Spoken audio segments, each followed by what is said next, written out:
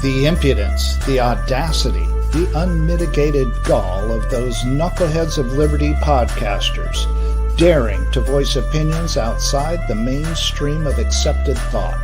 Listen if you dare. It's angry, it's funny, it's even sometimes sad, but it's always based on freedom and justice, as you will see. Here's our host, Jason McPhee. Welcome to the Knuckleheads of Liberty. We're coming at you on September 7, 2022. And boy, I tell you, it always seems to be bad news nowadays with the economy and just about every other choice that's being taken away from us in society. But we're going to spend most of this episode talking about school choice and issues in schools that are in the news right now. And so hopefully, we'll get a little bit of either good news or some inspiration and maybe hear about some sort of terrible things are going on out there too. But before we get into any of that, let me introduce you to our panel. In our upper left-hand corner, we have Leon, the word Brathwaite, last word in Liberty. He is a retired engineer in the state of California. Our Screaming Eagle of Freedom, Tim, is out today, but he should be back next week, hopefully. And we have a special guest today, Mike McShane from EdChoice, and they are an organization that promotes school choice out there and helping people advocate for that. And he's going to join us today and talking about some of these educational related news topics. So before we get into, or as we get into any of that, let's talk about what's front and center. Gosh, student loan debt cancellation. So maybe we can bring up the visual on that one, James. So we have the Biden administration. We talked about this just a little bit recently on one of our shows. But boy, I tell you, just throwing all of this money at a program that apparently is such a failure that you're giving all this money to a system where people either can't decide they can't or won't pay back the loans. And somehow the solution to that is to throw more money at it. Talk about subsidizing irresponsibility, but it's okay. Go ahead. Yeah. So anyways, I tell you, it's just more and more money for miseducation. What do you guys think about this? I will let our guest Mike go first on this. Yeah, I mean, to me, it seems like a pretty transparent political play, right? It seems like the Democrats in general are seeing this kind of young, college-educated cadre of people as their base now. These are the folks that they are appealing to, and so this is a way to just directly give them money. And so it's, in some ways, and who knows, this may be much ado about nothing, because I think, having heard, I think it was at least Nancy Pelosi before and others say that the president can't do this, and then to suddenly change their tune on it. So it's possible that this will be much ado about nothing, and that the courts will say that it's not, he can't do it. And I'm not a lawyer, but it seems like almost every explanation that I've seen of this, I have found wanting, like where the actual authority to do this comes from, et cetera. It seems pretty tenuous. So it could end up being much ado about nothing. But to me, I just see it as a more transparent. It's just like trying to give a giveaway before some midterm elections to a constituency that they want to cement. Yeah, I mean, there's no doubt that this is a whole vote buying program by the Democrats. They're trying to use our dollars, taxpayer dollars, to buy votes for the midterm, without a doubt. And probably, I hope the courts will find it unconstitutional. But the whole problem about this thing is the horror of it. So there are parents like myself and my wife who sent our kids to college, who had loans, paid them off, and now Joe Biden and company is telling us that you must now pay taxes to subsidize the irresponsibility of other people, the students and the parents.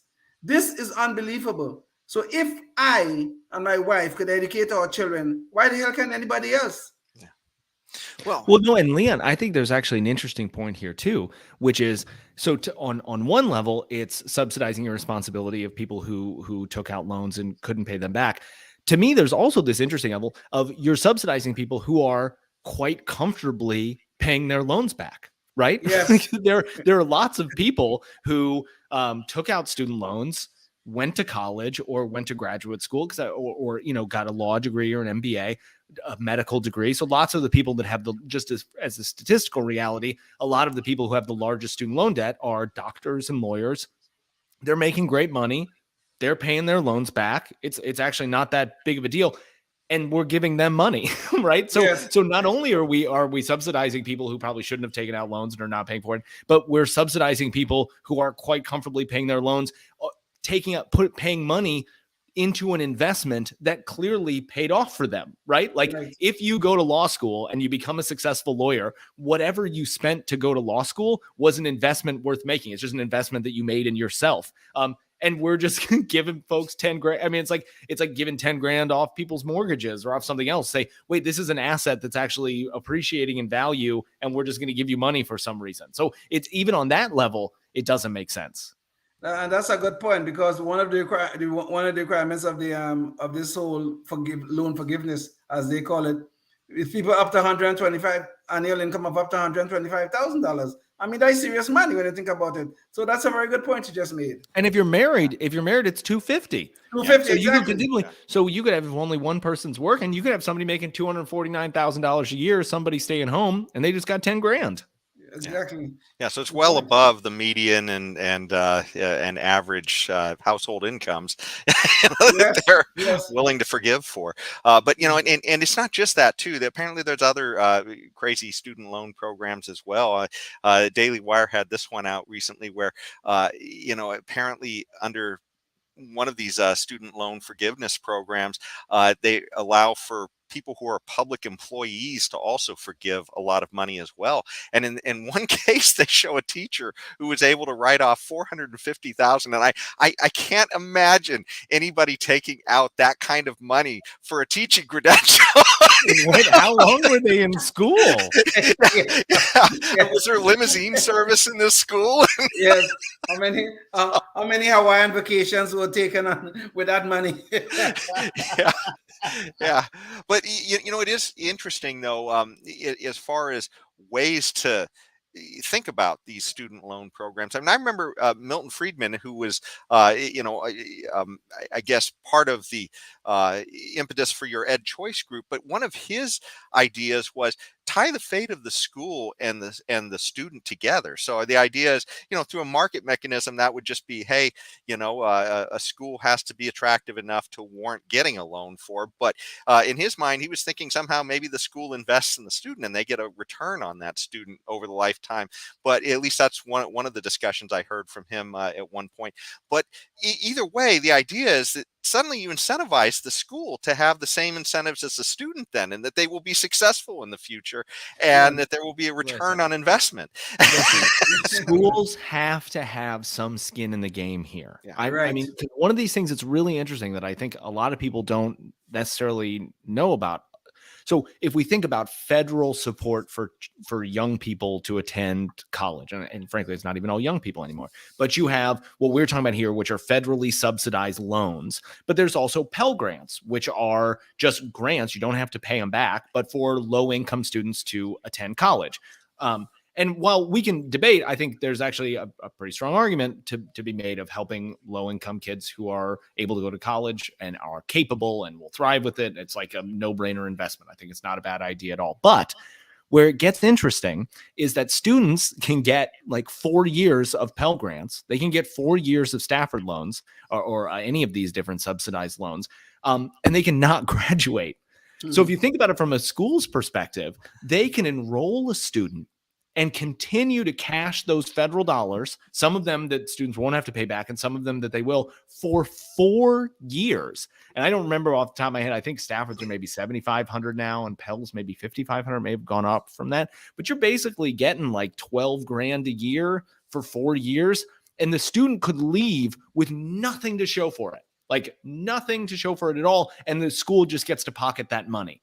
So I think saying, listen, universities, if you have students that you admit and you take federal dollars and for them and they don't graduate, you have to pay some of that back. You have to have some skin in the game, because it will say, okay, hey, wait a second. we're now only going to admit people that we are confident will meet the standards to graduate. And if we fail at doing our job, we'll have a strong incentive to do our job well, because we are going to be on the hook for some portion of that, some portion of their loan, some portion of their Pell Grants, if they don't graduate. I think and graduate with sort of the skills that they need to succeed. But I think tied into the word you use, Jason, which is the right one, which is incentives. We have to think, what incentives do these programs create right now? And how can we realign those incentives to sort of advance student welfare and not the sort of, just more largesse for these massive institutions? Well, and even just the offerings. I mean, the idea that they're incentivized to offer things that just don't really have any rate of return over the long run, like ideas of how many people are being turned out now with degrees and maybe gender some studies sort of, in gender studies. some kind of social science where there's massively more degrees than there is a demand in the market for. But this is really a good point, though. This is a really good point in terms of turning students out who have degrees that have value in the marketplace. Because yes, we have a lot of people coming out of schools right now. They have degrees in gender studies. They have degrees in Asian studies and African American studies. All these sort of things that have zero to little value in the marketplace. So the university, and you guys are absolutely right, the university have no skin in the game beyond the fact that they hand them this worthless piece of paper. They go into the marketplace and they can't find that $100,000 job that they had in their little minds, in their uneducated minds. So the university have no skin in the game once the person leaves their campus. And this is where I think a major change in the way the universities operate can occur and should occur. Yeah. Well, at the very least, just make them market oriented. So that the idea that if you have the discipline of having to actually get a real loan instead of just free government money, it's amazing. Look, and part of it too. No, but if you're tied the university to it, honestly, I think it should be enough to really to incentivize them to do a better job of educating the students that walk through their doors. I'll tell you, if you love that idea. No, I'm just going to tell you, if you love that idea, I got a second one for you. No, I think another thing that's key in this too, tied into exactly what both of you were just talking about, is we need to arm prospective students with better information about the very things that you were talking about. Yeah. Students might go looking at the University of California system, et cetera. You've got all of these different campuses. You have all of these different majors, and trying to decide which one. Let's say you want to be an electrical engineer. What is the best electrical engineering program? What is the one that's going to lead to the best labor market outcomes for me? Yeah. We don't know. There's some kind of goofy rankings that people will do, but you don't know what that's necessarily tied into or having any sort of understanding of those things. Yeah. And so as a result, it could be that going to maybe like a second tier school, they're what we think of as a second tier school. They have individual departments that are doing an awesome job placing people into jobs.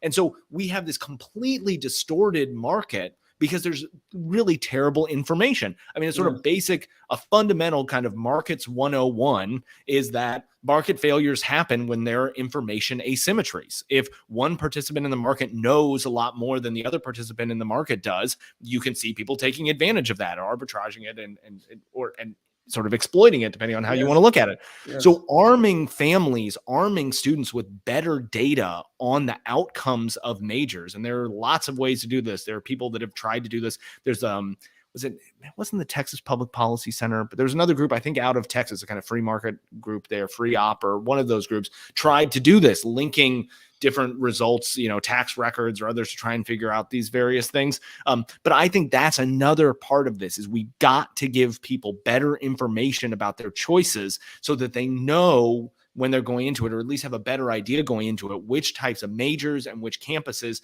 are putting them in the best situation to succeed in the labor market.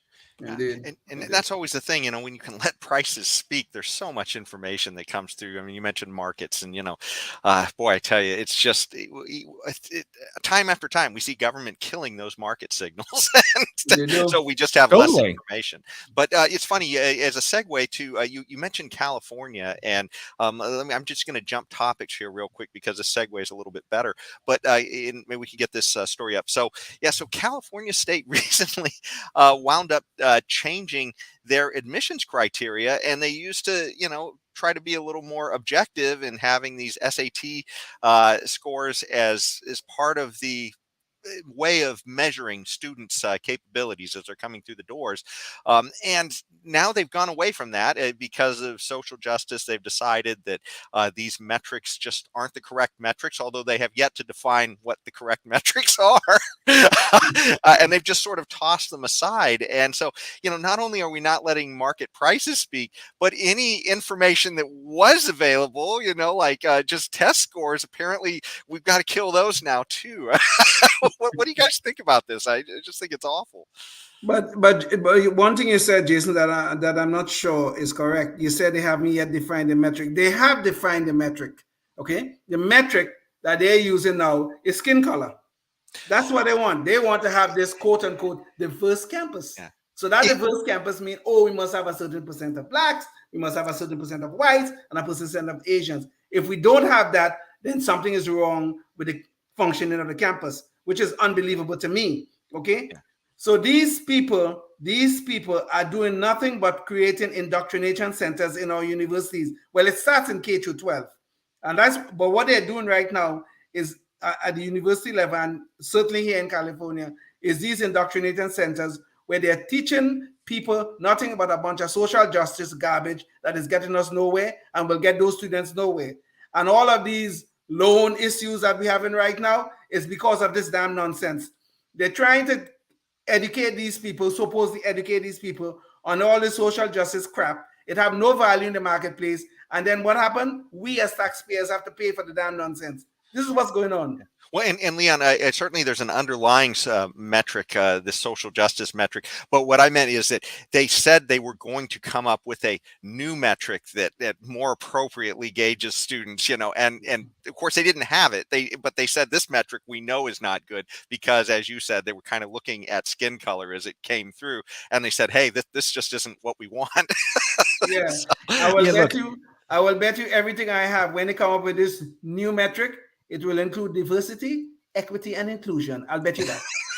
I think it's probably a pretty solid bet there. Look, I think research is starting to emerge. I think on this question, it's not my exact area of research, so I may bottle it. But so there have been these schools that have been moving towards quote unquote test optional. So this belief that by using standardized test scores, that they're for any number of reasons, social justice or otherwise, that schools shouldn't be using that for their admissions decisions, and that ultimately that will lead to a more diverse, socioeconomically, racially, et cetera. It's the ACT and the SAT that are preventing us from having the ideal student body that we want. And to be perfectly honest with you, I think the research that's emerging on this is that when you go test to optional, it doesn't help on any of those metrics because, as it turns out, the SAT, the ACT are in many ways often the only tool that a poor student has to demonstrate that they are worthy of an elite institution. Right. They don't necessarily go to a good school. They don't, they might not have access to the clubs. They might not have had a lot of the instruction that they've needed in other areas because their schools aren't any good. But they can sit for the ACT or the SAT and show, hey, like I haven't had the opportunity to go to good schools, but I'm smart. You should take a chance on me.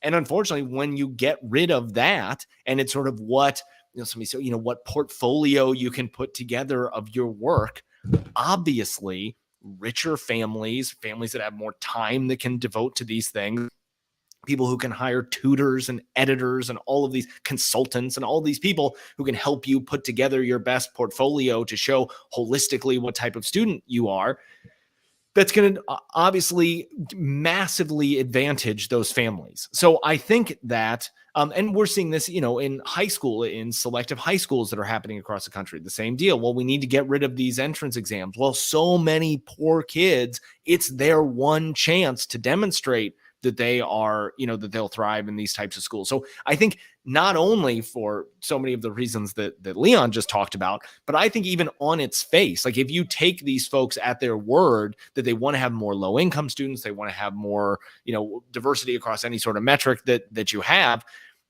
ACTs and SATs are like the way to actually do that fairly. But it seems to me they want a system that actually isn't fair, that they have their ideal picture in their mind of what students that they want, and then they'll back out the metrics that they need to get them that. Yeah. But one of the things that these administrators of on the universities, they always claim is that that is becoming a new thing now, is that these test scores, these are ACTs and SATs, there's racial and ethnic bias embedded in them. So I always wonder, and nobody will ever answer me this question: how could a math test be racially or ethnic biased? Okay, I mean, think about it. Calculus or algebra, it's universal. It's a universal language. Every language, every culture, every background. Math is the same, Yeah. and yet there's ethnic these things. Well, and Leon, to highlight what you're saying as well, that the foreign students, the students who come into California from out of the country, would have to be the most culturally disadvantaged, right? Because they're not even coming from this country, and they're smashing, the scores compared to our domestic students, in math. So it really underscores the thing. But we are kind of a little pressed on time, so I want to get on to the next one because I did promise some good news, and one of those good news items is the fact that in Florida, the parents have sort of rebelled against the offerings of the current public schools, and they've thrown out a lot of the school board. The people who were incumbents on those school boards. So now this doesn't necessarily mean school choice, but it certainly is people trying to exercise getting rid of some of the bad choices, I guess, that they were being offered. What do you guys have to think about that? Well, look, Florida has been, since back in the days of Jeb Bush, Florida has really been, I think, at the forefront of advocating for school choice. Lots of charter schools, lots of private school choice. The Florida Tax Credit Scholarship now, I think, has more than 120,000 students that participate in it. The Miami Public School District, I think the last time I checked, the students living within the boundaries of that district, something like 60 or 70% of them attend schools of choice. So that's either within the school district or via charter schools or private school choice or others that are there. And so I think this sort of stuff shouldn't surprise us anymore, that when you see more and more examples of schools working outside of the system or working parallel to the system, meeting with success, you see people saying, hey, wait a second, why can't our schools do that? Like, what's getting in the way of those things? Wait, these charter schools seem to be doing great and kids are going to them, and these private schools are great and kids are going to them. And, the Miami School District on some of the, we were talking about the NAEP earlier, National Assessment for Educational Progress. They do some city-based ones of that, and Miami consistently performs really well in that, So I think lots of folks are looking to these other places and saying, wait, they're meeting with success. We got to start doing something different, which again, look, as someone who supports school choice, this is one of the sort of macro arguments that we make about school choice, is that it will exert competitive pressure on traditional public schools, that folks will see other people doing things differently and they will change their behavior. So this could be just an example of that, of saying, listen, we want our schools to operate more like these other schools that we're seeing do better. And this is the sort of democratic response to that. And I think you're so right. I just want the public schools to become a choice, not their choice. That we are forced through zip code tyranny to choose the public schools. But the thing about this thing, though, and I think this is probably one of the, and Mike, you're absolutely right. In terms of Florida, it goes back to the Jeb Bush era when he was governor. But I think the pandemic had one good thing. Okay, I think it woke up parents to some extent. And not only in Florida, right? I see in Virginia, we're seeing a lot of this going on right now. The governor there is trying to push school choice a little further along. I think West Virginia, we have some action going on there too. So I think the pandemic have woke up parents a little bit, and I think we might move in a better direction. Now, we don't have much hope here in California. Honestly, I don't see it. I know there are some programs around the state and a few programs around the state, and then of course the wealthy parents tend to have the choice; they can move to good districts. But in the urban centers of America in general, we don't have school choice. I mean, not as much as we would like, I should say. But the pandemic did produce to me one good thing is that parents have woken up a bit and they're seeing what their kids are being taught in schools, and hopefully we'll see more of this sort of things that is happening in Florida right now. Yeah. No, it's definitely some. This is great that we aren't all under one federal system, because aside from school competition, we also have state competition. That Florida is showing us that we don't all have to do it like California. Exactly, It's exactly. wonderful. Oh, well, speaking of some, I guess, interesting directions that different school districts are going. This brings us back to COVID and some of the choices that are being made in different places. Maybe we could get the visual up on this one. So recently, schools have started back in session in the United States over the last few weeks, and in in Washington D.C., most places have made the decision now that, hey, look, COVID policy was really damaging to students' education, locking kids down, sending them into these remote programs where they really haven't, weren't tried at all, but just, no choice. You're just sort of forced into these things. And in DC, apparently hasn't learned that lesson yet, even though everybody else seems to be getting it, because they have still have policies around COVID where they are going to lock kids out if they aren't vaccinated. And now they apparently this story oversold it a little bit, because it's not going to happen just at the beginning of the school year, but apparently by January, if these kids are not vaccinated, be able to attend in-person public school in Washington D.C. So again, no school choice program there really, so to speak of, and then the one choice you're left with is telling you, hey, we're not even going to give you an education if you don't do everything we tell you to do. What do you guys think about that? Well, you look at this thing and you're seeing the Democrats and the teachers unions at work again. I mean, they locked down the school because of COVID. They told us, okay, we got through the whole pandemic. We realized that kids are the least vulnerable. I mean, kids, I guess, under 18 are the least vulnerable to the COVID virus. And still, we have these people like the mayor of DC and company and the teachers' unions involved here somewhere. Still, they think kids should be wearing their mask, the kids should be vaccinated before they come back to school. What nonsense is this? Or the next generation is in trouble here, and these people are not helping at all. Yeah, that's the thing that got me about it too. As we saw in that thing, is that they're saying they won't offer a virtual option. So Right. it to me, it's just number one. It's like, this is the 5-alarm fire. Everybody needs to be back at school. Open the schools. Get every kid in the schools. We have to do that. They've lost 2 years of education. Open the schools. Get kids back in schools. So right now, to me, anybody in America who is taking something on the other side of that, I'm like, I have no time for you. Open the schools, get kids back in schools. But to me, when I see that, like, and we're not going to offer virtual, to me, it just strikes me as nothing but a sort of punitive thing.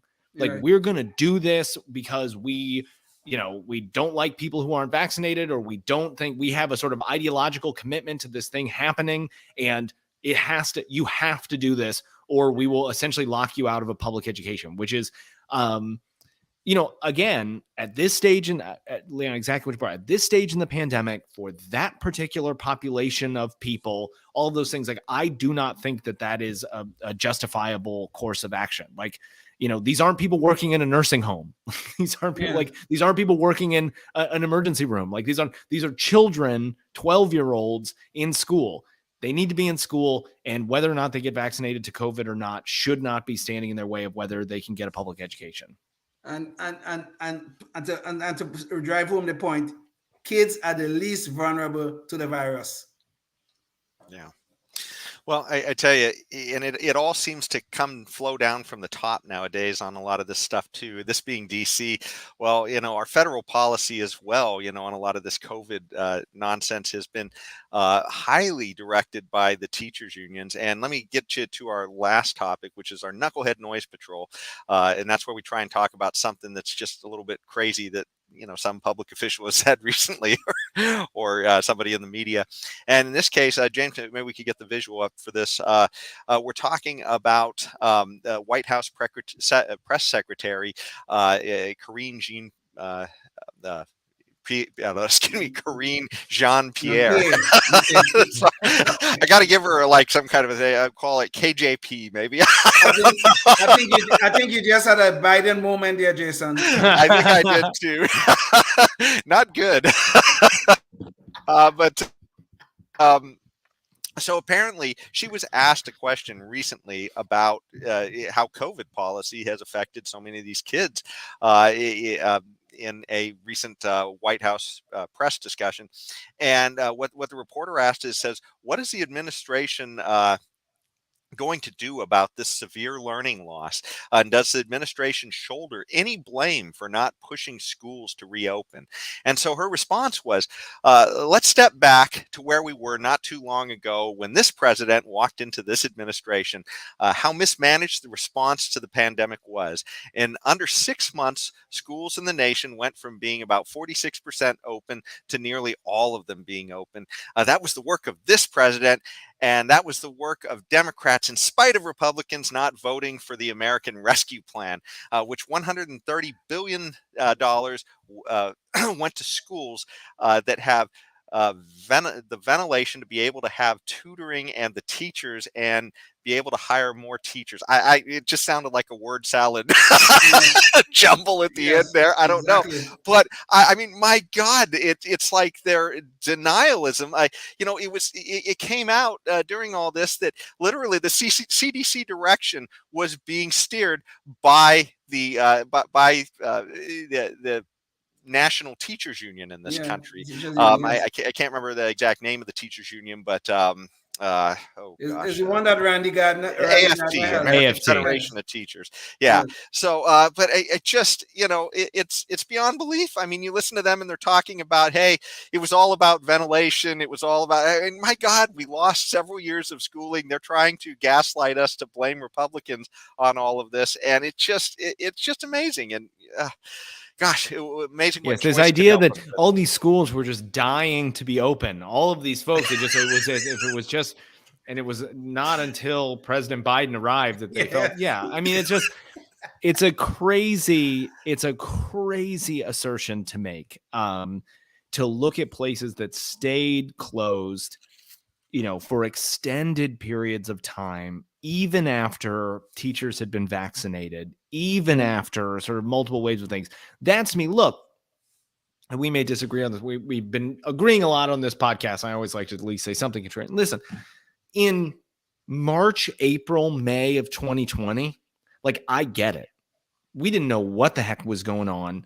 We didn't know how this was spreading. We didn't know who was the most effective. We didn't know anything. So for schools being closed down and things, I get it. Now, I totally understand lots of other private schools and others found ways to be open quicker than that and whatever. But let's just set that aside. Again, trying to be charitable to people. I get that. Then schools had an entire summer and billions of dollars in federal COVID aid that had already showed up to get ready for fall, to do something, to figure out some way to open. And lots of them did. But as was brought up in a lot of big cities and others and places where teachers unions were more powerful, they didn't. They stayed closed for that whole year. Teachers start getting vaccinated in February, March, April. Still, they stay closed. Then, you have another summer to get ready. And there were schools that still wanted to be closed after that, after teachers had been vaccinated for months, after, I think the older children had been eligible for, so it was just an absolutely insane thing to have happen. And for us to look back on any of those things as saying that was not acceptable, that yes, we'll grant you grace for the few months at the beginning, but having multiple summers and vaccinations, all of these things coming down the pipe for you, it's just not okay. And to say that, to say that the Democrats or to say that the teachers unions or to say that the Biden administration did anything to make that situation better is just revisionist history. Mike, I mean, what you said wasn't too controversial. We might disagree a little bit on how much grace period we could have given them once they close the schools down. I mean, I philosophically, I would not have agreed with the close down, but I would have given them some grace period because, like you said, you're right. We didn't know what the virus was doing. We didn't know about the severity. We didn't know nothing about those things. So we needed a little bit of time to kind of figure that out. So fine. I would be willing to give them, even though it goes against my principles, but I would have given them the grace period. But you're absolutely right in what you said, that after we had information, we knew about who is most vulnerable. We knew all those things. The vaccination programs were already in place, and still Randy Gardner and the teachers unions were still telling the Democrats the school had to remain closed. You see that Randy Gardner or Wine Gardner or whatever the hell her name is? She's one of the most despicable human beings we have in America today. Okay, she is destroying generations of kids in this country right now. That is what she's doing, all in the name of protecting her members. Okay, they don't care about the education of our children. They care about their political friends. That's what they care about. So I totally agree with what you have just said. We may disagree a little bit about the grade, but I totally espouse. Freezing up a little bit, Leon, but it seems to me the key takeaway on all of this is, imagine how much different things could have been with choice. I mean, if we had choice going into COVID, we would have had experiment going on. You would have had a lot more schools that, just approached it in different ways. I mean, that's the whole point of competition, right? We would have had just this great experiment going on, and some schools would have gone the whole lockdown method and shown us whether that was right or wrong. And some schools would have found other creative ways to give parents what they were looking for. But unfortunately, it was one size fits all for almost everybody, and that size just wound up debilitating a whole generation of kids by about a year or two's worth of education. So but anyways, that's about all the time we have for our show today. I want to thank you, Mike, for joining us on this. Do you have any last words you want to say about your organization or any message you want to leave the audience with? Well, just thanks so much for having us. I think it's scrolling across the bottom now, but you can always check out www.edchoice.org to see everything we're up to. Oh, awesome. And of course, Mike's organization will help you to, if you're trying to organize for school choice in your area, go see them. They'll definitely give you a hand on that. So thanks so much. And until the next one, stay free. Yes, indeed. Life, liberty, and the pursuit of happiness, always and forever.